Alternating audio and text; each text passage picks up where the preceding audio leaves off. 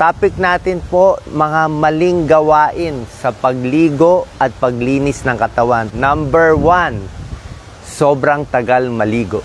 Okay? Hindi maganda yung ayaw maligo, masama rin yun, syempre magkaka-infection. Pero yung sobrang tagal maligo, hindi rin maganda. Ang ideal na ligo is around 8 minutes. Siguro mula 5 minutes hanggang 10 minutes lang maximum yung babad sa tubig. Kasi kung sobrang tagal, ang mangyayari, excessive exposure sa soap and water, natatanggal yung oil natin. Nagda-dry yung skin, nagiging irritating. Kung sobrang init ang tubig, nakaka-dry din, nakakulubot na kamay. At pag nagasgas mo masyado yung katawan mo, papasok yung mga mikrobyo, mag-infection. Yung mga sobrang kuskus sa ulo, nagda-dandruff, irritation. Yung mga sakit na eczema, dermatitis, hindi rin maganda sobra tagal yung ligo. Okay? 5 to 8 minutes, yun lang po ang ideal. Number 2, yung paghilod. Yung sobrang hilod, hindi rin maganda. Minsan, palagay natin yung siko, di ba? Sabi nga ni Dr. Katigo, bawal yung K, yung mga kutkot, kamot, ganyan. Kasi mas lalo mong hinihilod yung isang balat, mas lalo siyang mangingitim. Isip nyo yung nangingitim, para mawala itim, kakayurin ko, hindi po. Mai-irritate yung skin, lalong masisira. So tamang linis lang. Kasi ang skin natin, delicate yan, lalo na sa mukha, wag masyadong malakas yung kuskus. Papangit lang, kakapal. Number 3, sa paghugas ng mukha, paghilamos, meron dyan hindi naghihilamos, di ba? Buong araw, at least minimum 2 beses maghihilamos. Ayaw natin yung hindi naghihilamos, lalo na sa gabi, pagtulog, may tigawat, may pimples. Tapos yung sabon sa mukha, kailangan mas sensitive at mas mild soap lang. Huwag yung mga sabong panlaba o matatapang na sabon sa mukha. Kasi lalo na sa ilalim ng mata, mas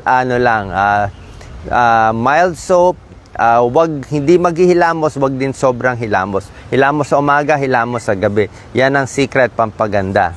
Okay? Number 4, isa ding pagkakamali sa paglinis ng katawan, paggamit ng cotton buds, di ba? Yung tenga natin, kinukot-kot natin ng cotton buds, delikado po. Sabi ng mga ENT, yan nga number 1 cause. Kaya nabubutas ang eardrum, kaya nabibingi, kaya nagluluga, at hindi na makarinig yung iba. Nabutas nila ang eardrum. O yung nanay, binutas ang eardrum ng anak. Nako po, huwag kayong gagamit ng cotton buds sa loob ng tenga.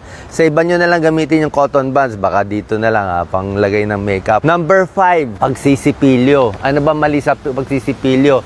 Yung iba, sa Pilipinas, alam nyo ba gaano kadalas magsipilyo? Ang average dito sa Pilipinas ay 1 beses hanggang 2 beses lang nagsisipilyo bawat araw. Siyempre, ideally, mga 3 times in a day magsisipilyo.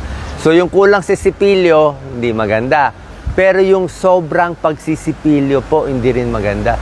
Yung sobrang diin, ako, yun ang problema ko. Sinasabi ng dentist ko sa akin, Doc, nagagasgas yung ipin mo, maraming injury sa lakas ng sipilyo. Dapat mahina lang. Kasi sabi nga ng dentist natin na vlogger, si Arke De Leon, yung mga dumi, yung malambot lang, basta makuha mo lang yung area. Okay? Isa din problema sa paglinis ng ipin, yung iba hindi nagpo-floss. Kailangan natin mag-floss, walang choice. Yung manipis na sinulid na kailangan po bumili noon. At kasi maraming dumi na food debris na nai-stack doon sa ipin natin sa gitna. Hindi makukuha ng sipilyo yon, kailangan mo yung flossing. Meron pa nga tongue cleaner. At papacheck sa dentista every year, every 6 months. Number 6, pagkakamali, pagbasa pa ang buhok, malakas ang paglinis o pag-scrub ng buhok. Hindi po maganda. Pag ang buhok natin basa, very sensitive. Ibig sabihin, mabilis malagas. Mapapansin nyo po yan, pag edad 40, 50, dati, pag naligo kayo, konti lang ang buhok sa drain. Ngayon, pag 40, 50 years old, konting galaw mo lang, ang dami na mahuhulog, o marami mahuhulog sa buhok nyo. So, pagbasa ang buhok, very weak siya. So, pagbasa, dahan-dahan lang ang scrub, ha? Lalo na pag nagtutuyo, padampi-dampi lang. Huwag mo na ganun-ganunin yung buhok mo. Lalo na minsan sa barbero, di ba? Malakas masyado pag suklay, nakakasira ng buhok. Number 7, pagkakamali sa kalinisan ay hindi naalagaan yung sensitive parts natin. Ano tong sinasabi ko? Yung private part ng kalalakihan, yung private part ng kababaihan, mas sensitive yung mga balatot, mas maninipis, ha? So, kailangan yung mga mild soap lang, huwag masyadong mainit na tubig, pero hinuhugasan din yun, lalo na sa lalaki, lalo na sa babae. Merong mga sabon para doon, or basta mild soap lang, para hindi mairita ang skin natin. Kasi masyadong manipis doon sa private part ng lalaki at babae. Number 8, pagkakamali, hindi naglilinis ng punda.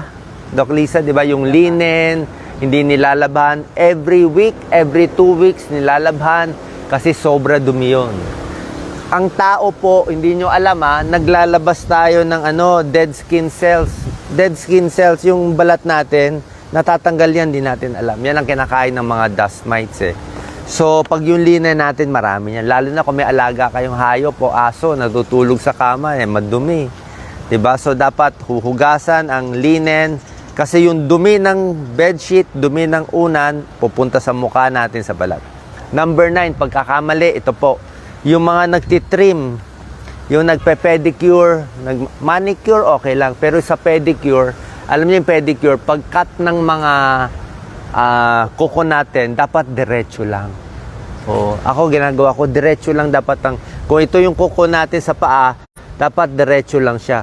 Huwag nyo gagawing triangle. Pag ginawa nyo triangle yung sa paa, sa mga nagpe-pedicure po, payo ko sa inyo, huwag nyong galawin yung side.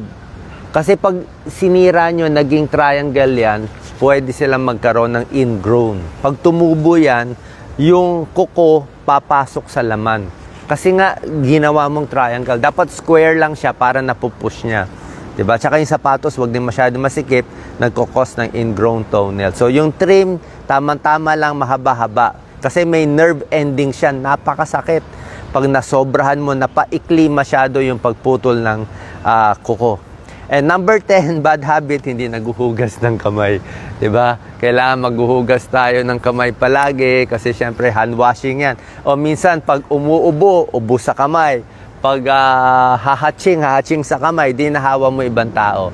So, laging maghugas ng kamay. So, sana nakatulong po to 10 tips sa pagligo at paglinis. Ito yung mga bad habits na iwasan natin. Salamat po.